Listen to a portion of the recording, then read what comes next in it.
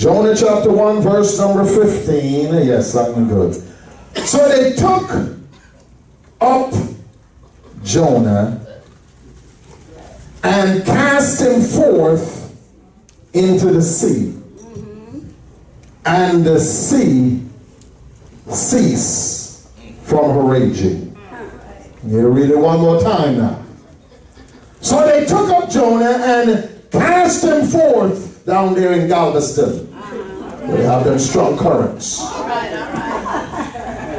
And the sea ceased from her raging. Come on now. I want you to look your brother and your sister straight in the eye. I know we like to wait until the last Sunday of the year to start making New Year's resolutions, but the Lord is saying He's changing that this year.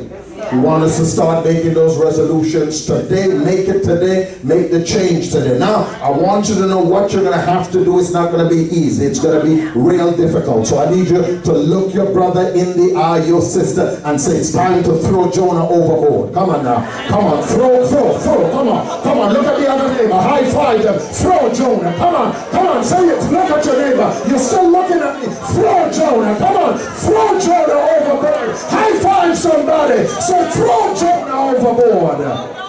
You may be seated in the presence of the Lord. It's difficult to throw Jonah overboard. Walls, I'm talking to you. I said it could be real difficult to throw Jonah overboard.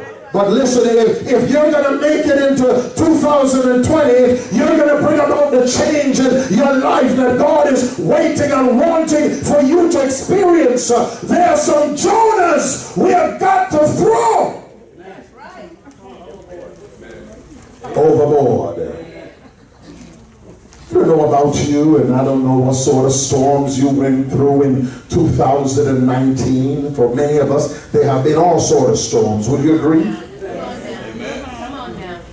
Some of those trials have been designed to make us, and there are others that have been designed to destroy us. Many of those that have been designed to destroy us has gotten to the point where it is because we have refused to surrender. My God, my God. My God, my God. Walls, I'm talking to you. During spring break of this year, we were down in Austin, and we decided to do something a little different. So Dad and two of the faves rented a canoe. I want you to know there's a vast difference between the canoe and the kayak. Because the canoe requires a lot more. We got out there in the water, and I'm telling you, in less than 2 minutes, we had to come on back in and switch from the canoe to the kayak. Because guess what? It was about to turn over. So we came back in and quickly switched it out, and we went from canoeing landing to kayaking. All right. I realized that with kayaking, we had a lot more control. The little kayak was more steady and stable. And I really had to be controlling two kayaks. The one that I was in and the one that Natalia and Joel was in. Because they couldn't understand it's according to how you move. One time they went into some troubles. I got scared because every time when you see pictures on television where you go into those grass areas, there's always alligators. And that's your mind. And I'm seeing them. They're saying, Daddy, Daddy. And I'm telling them what to do. And they're not able to maneuver it. So I had to get in the area and then hold their canoe and their kayak and bring them out and try to bring them to some safety. But I want you to understand it was real challenging. Until finally they got it. I would go down, man, having a good time. I was in control of the water, and I'm way in front, just me alone now. Okay. Two of them, and they just seem to be snailing like they're never gonna make it. I say you've got to use one. You got to use them paddles. Why? Because those paddles help to take you where you're going and where you don't want to go. Guess what? And guess what? In the course of life, I realized that on our sailing, Come on. we encounter things we didn't plan for, especially those of us who are not accustomed of sailing. All right. Come on now. Some of you see, somebody been driving directing the boat. So all you had to do was just sit back like you're on your cruise, come up when it's time to eat. You know they have food 24/7. So you just come up and eat and sit on the deck, and then you just go back down because there's nothing for you to worry about. But for those of us who have the opportunity and the privilege to have to do our own kayaking, have had to sail the boat. Come on now, anybody know what I'm talking about? And I realized that this year and last year and in the course of our life, we have done some sailing with some folks that have us drowning. My God. Come on. Oh yes, we all have been doing some sailing with folks that have us drowning. Remember now, when we look at the text, I want you to understand these guys were just going about their business. They were just going about their business, enjoying life, transporting goods from one place to the other. And they realized that on this one day, they had encountered a storm they had never encountered before.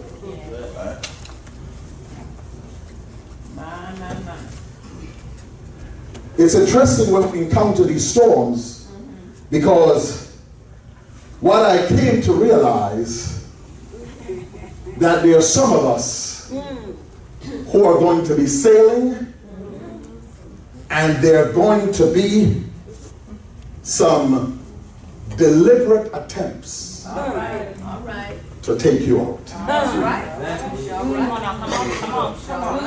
What do you say, Pastor? Well, I just wanted you to know that we all can be sailing in the same direction. And there are people aboard the boat that I'm sailing in. And guess what? While you are sailing to Galveston, there are some on board who are digging holes. Oh, you didn't hear me? Oh yes, we're heading to Galveston. Come on now, land. Everything seems to be going good, but while I'm sailing to Galveston, there are some folks aboard the boat that we're on that's not sailing with us. They don't have a paddle in their hand trying to row from one point to the other. What are they doing? Digging holes. And guess what? If truth be told, it's hard to sail in a boat that got holes. Because sooner or later, Sister Talma, that boat is going to begin to do what? Sink. Why? Because if truth be told, when it starts to take, there's one thing when the boat is heavy, like in the situation with the Apostle Paul, and they began throwing things off with the attempt to make it light. That's the difference. But when there's holes, you know we can't club no boats with holes while we're out there in the water. We got to bring the boat into the shore. It was interesting on Thursday morning, getting ready for guests, and Dawn was cleaning some shrimp.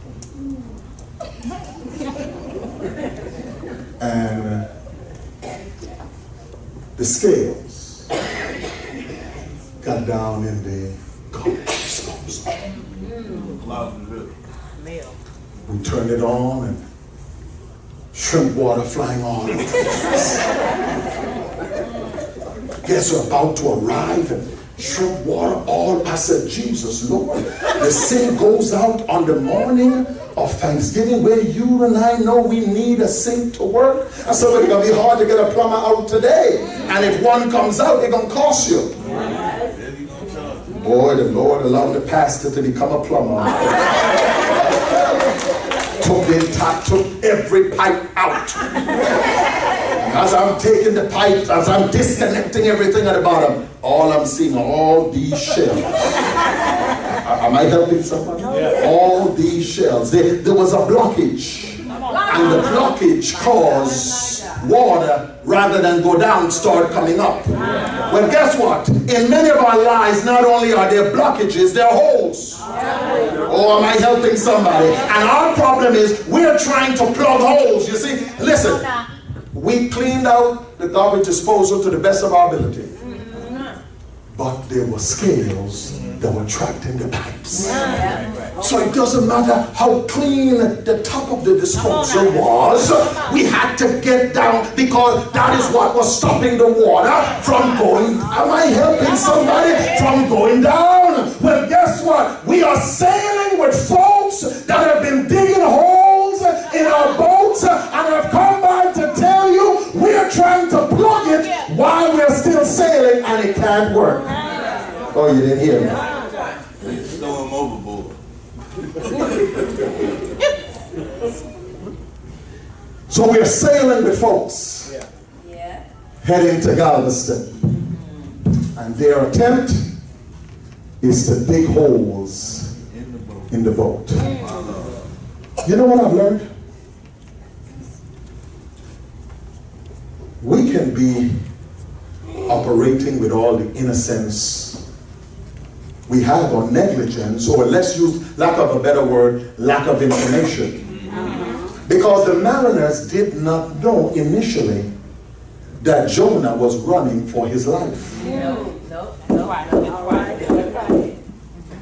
are people who we are acquainted with, associated with. Guess what? You have no idea what they're doing out there. That's right. Amen.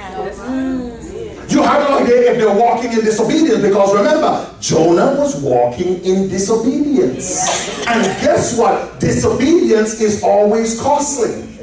He was told to go where? To Nineveh.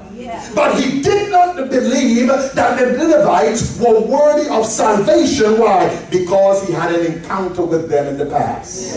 And because he concluded they were not worthy to be saved or transformed, he said, I'm not heading down to Nineveh to save them folks. They ain't worthy of God's salvation. So he decided to get on a boat heading in the opposite direction. The challenge with our lives, we are having lunch with folks that have been walking in disobedience. Come on now, we are hanging out with them. Come on now, we are sitting down and eating. We are sitting down and having a good time with them. But they are walking in disobedience, and their disobedience can cost us. All right. All right now. Come on. Look at your neighbor. Say, it's time to throw Jonah overboard. Look at your other neighbor. Said, it's time to throw Jonah overboard. There are those that are intentional. We're going to face it. They are intentional. Listen, I've always said to you, there's no need to always tell everybody what's happening in your life. Right. All right. Because I realize that not everyone has our good intentions. I remember when my wife was in the banking field, and I think I've shared this, and she won't mind me sharing this. And you know, there are various licenses that you have to take. Or various licenses, yes, a various test that you have to take to be certified. And she was elevated from a teller to a bank officer. Took the test, failed it. Took the test, failed it. Took the test, I think it was 3 times she failed the test, and they kind of demoted her unofficially. Because she goes from being behind the desk. Remember, she was in front when you came to cash your check. She was now elevated to sitting at the desk when you come for your bank needs. And because she did not pass the test, she had to go back as a teller. Do you know how humiliating that could be? Yes. Woman of God going to church every Sunday. Where's your God? Come on. Why you can't seem to? And I said to her, our problem was we talk too much. I didn't say you, I said we, me. So the next time she was going to take the test, we decided we weren't going to tell anybody. Because you know what? There's some folks who really don't want good for you. My God, my God. Oh, you didn't know that? Elbow the person next to you. They could be sitting right next to you. Oh, you didn't know some folks in the church house don't? Oh, yes. And it's a lifestyle. It's at the church house. Not this house, but the church house. So we decided the next time we were going to take the test, we weren't telling anybody. We dropped the children off to church. They were in Sunday school. I took her down to take the test on a Sunday. Yes, it was a Sunday. It was the Lord's Day. Yes, it was. And I dropped her down, went to church, worshiped the Lord, and then I knew it was going to be finished by 1 o'clock. At 1 o'clock, I went back, and she has the paper in her hand, and she's flashing it. And what is she saying? I passed. There was a lesson we learned. There were people who were rowing with us Come on, my God. that were digging holes in the boat. Sometimes you've got to look at, listen, if we keep doing the same thing over and over and getting the same result, they tell us that's a good definition of insanity. So guess what? If you realize, you know what? I've been telling everybody everything I've been doing.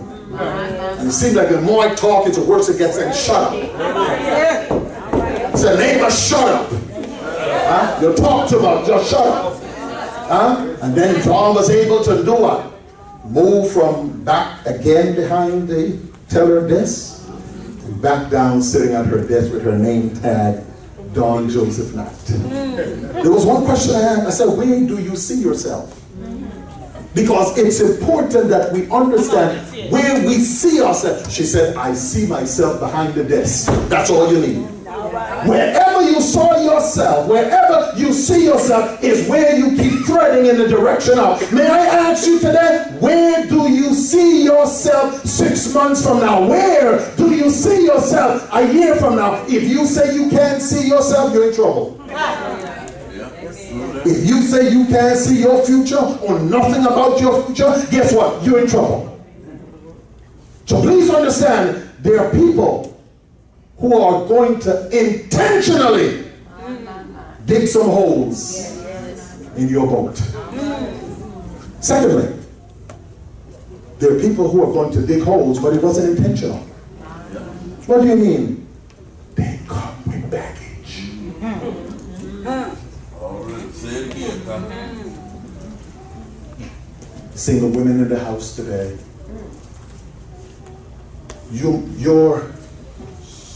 I've got to be careful how I say this since we're on streaming. Your Boaz might have a son or daughter prior to meeting you. He might. Right? Yeah. And ladies, the guy you meet, when he picks you up or meet you, you might have a daughter or son. So it becomes now what? A package deal. Yeah. Right? So if you didn't do your homework, and he owes several thousand in child support. Can I just go there? He owes several thousand in child support. As innocent as you are, right? What is it going to end up doing? Costing you. Remember, these kids were here before you came into the picture. Now the kids are here. So when you got your first check, you got your check, it was $550, $100. He got his, it was $350. Well, honey, where did it go? Boo, man, I've been driving, and child support hit me up, and sooner or later you file taxes together, tax return.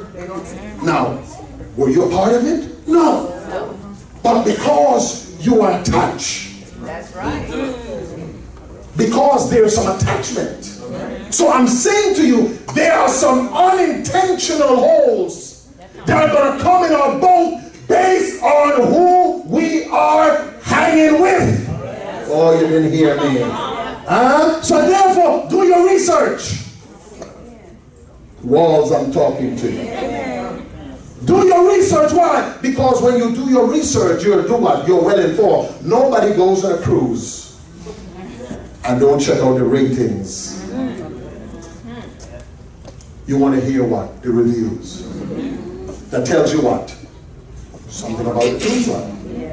Food is good, the people are good.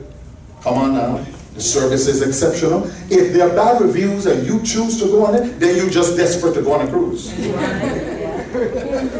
Right?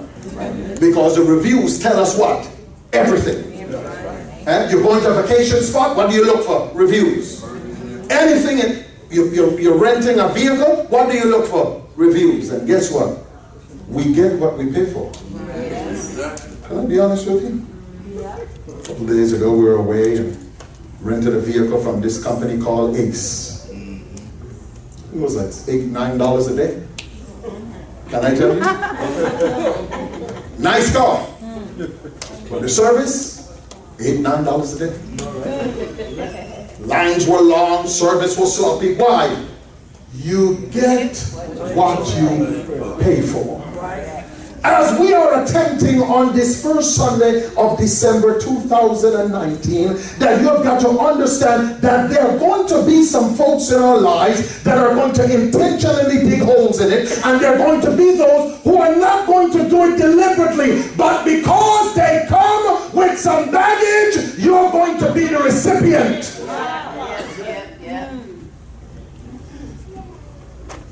Now we come to the most difficult part. We know who have done it intentionally, and we know who have done it unintentionally. But can I tell you, the most difficult part for us is to pick them up. Come on now. Can I be real? We pick them up, yes. But you know what's our fear? Throwing them over. Because we think that their survival is contingent upon whom? Us. The mariners, they did what's called casting lots. Read the text. And the lot fell on who? Jonah. And they had a choice to make. Why? Because Jonah, you're the reason why we are experiencing these storms. Right. And listen, they tried their best to get to Galveston shore without throwing Jonah overboard. Why? Because they just felt that they didn't want him to die on their watch. And guess what? A lot of us have people in our lives that are pulling us down, down and down and down. Come on, we ain't going no place further than we were last year, but we refuse to pick them up. Why? Because, oh no, I can't do that. I can't. I can pick them up, Lord, but I can't throw them over. My God. Why? God, you don't know that's my ride and die dog. We've been friends since high school. Come on now. We've been hanging out, man. Yeah, that person got my back. But guess what? They got our back, but where are we going? Yeah? Where are we going? Married folks should never have a lot of single friends. That's right. Amen.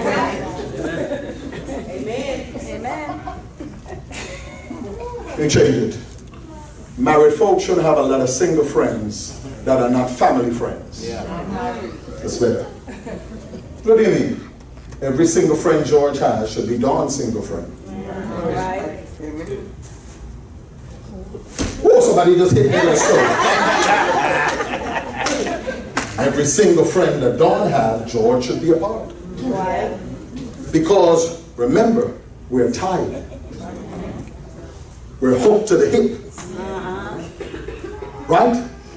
Since we're hooked to the hip, we have to bring all the friends now into the what? The fold. You know? Ask my faves. They'll be on the phone. Charity was on the phone the other day. Charity, who you texting? Where you going? My daddy. What's the problem with daddy just asking you? Where you going? For some accountability. Right? Why? Because if I know where you're going, Come on, Pastor. and at midnight I didn't see you, Come on now. They don't know nothing about I could call London. Come on. Say, hey, London, Charlie said she was going to be over there. Come on You now. see her? Pastor.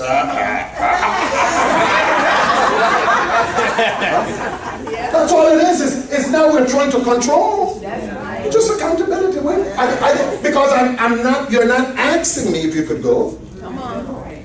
Right? You didn't come and say, Dad, can I? I just see you going. So therefore you got some liberty. You already going.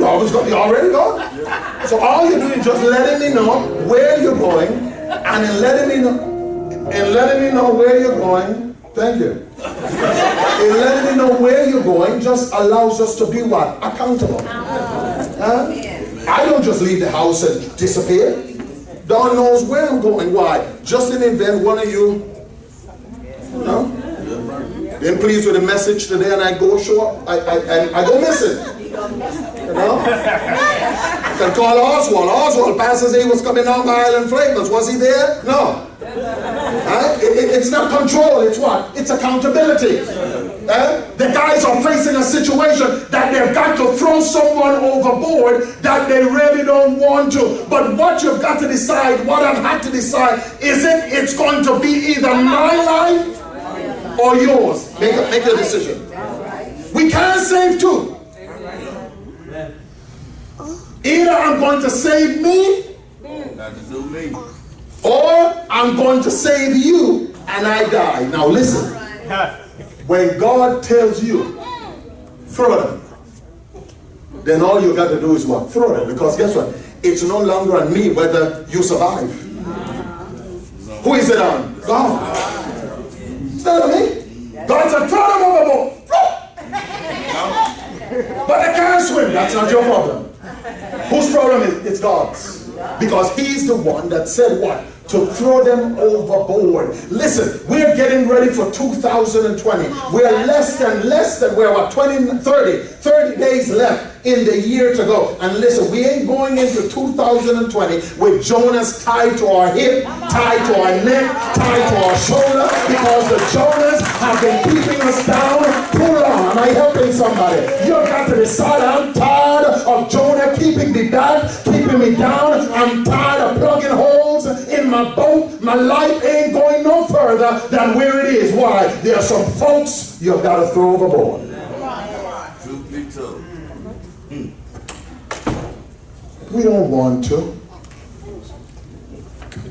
We don't like to. You know why? Because our character just makes us feel that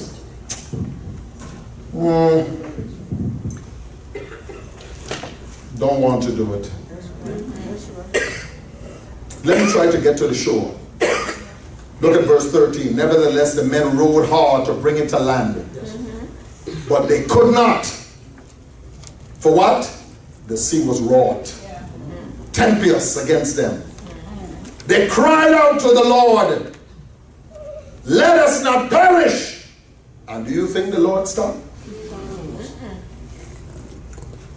There's only one thing that caused that sea. Now listen to how interesting it is.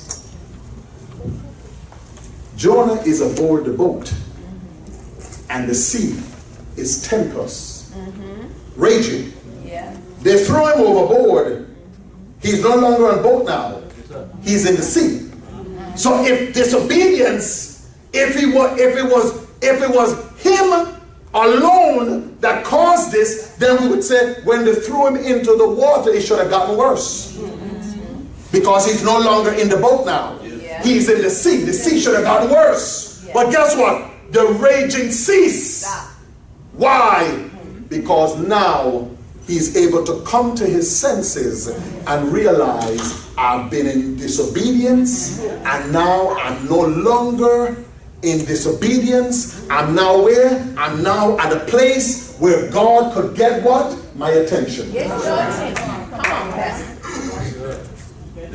Every situation we go through in our lives, it's a test to what? Get our attention. Attention to do what? Pray more. Talk less. Read the Bible more. Come on now. Gather some wisdom from somebody. I know you thought you had it all. You thought you were the exceptional husband. Guess what? You ain't.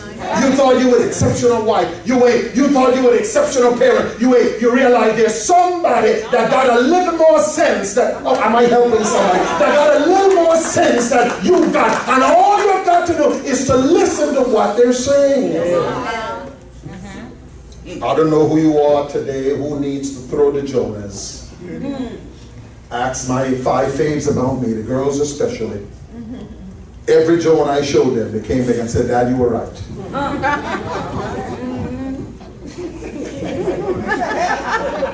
So they're laughing over it. But it's not laughing that, they think I'm crazy. They're laughing because it's not true. Every Jonah, ain't one Jonah I've showed them that they go say, Dad, you were wrong about that Jonah. No. That was always right. I know the Lord has pointed out some Jonahs in your life. And I know the people that are close to you that have pointed out some Jonahs as well. You're going to keep rowing with them? How much more holes you want? Because sooner or later, listen, so I realize, do you ever realize with a crack pipe? Pressure causes it to do what? You see right now it's just seeping through. But pressure causes what? The hole to expand. And what was coming slow is now coming gushing. How much more holes do you want in your boat? How much more? Or are you going to say, God, listen, as of today, I surrender it all. I ain't kicking against the pricks anymore. I'm not saying anymore it's my way or the highway, but I'm making a conscious decision today, Father, to throw every Jonah in my life, every distraction in my life, Father. I'm willing to throw it overboard so I could see you and walk in obedience. Why? Because you've got to understand, disobedience is too costly. Costly to who? Costly to everybody. Why? Because it not only affects you, it affects the person next to you. Are you ready today? Look at your neighbor. Say, are you ready today? Are you ready? Look at your other neighbors. Are you ready today to throw Jonah? Are you ready? Are you ready to throw him over today? Are you ready? Look at your other neighbor. Everybody standing all over the auditorium today. Are you ready? Are you ready to throw Jonah overboard today? Yes, yes. There are some holes that have been intentional. There are some holes that have been unintentional. Come on now. But who are you sailing with? On your way to destiny. Just think about it for 30 seconds. On your way to destiny, who are you sailing with? Quickly, just run through your mind all the folks you're sailing with on your way to destiny. And the follow-up question is, can they get you there? Can they get you there? And guess what? If you conclude today that they can't get you there, they can't help you to get there, guess what? It's time for you to overboard. Father, we have given it to your people as you're giving it to us. We pray in the name of Jesus that you'll move by the power of your word, that every person, every man, every woman, every boy, every girl in this building today will make a decision to throw Jonah overboard. We have tried to keep him, Father. We have tried to come up with excuses why we can't let them go, Father. And we realize that when we look at our lives, we're no closer to our destiny than we were yesterday, because our boat is taking our water and our lives are in chaos. So today, Father, we do what you have asked us to do, is to throw the Jonahs in our lives overboard, so that you can have full sway in our lives. You could row us to destiny, Father, without catastrophe. We give you praise and we give you glory and we give you honor.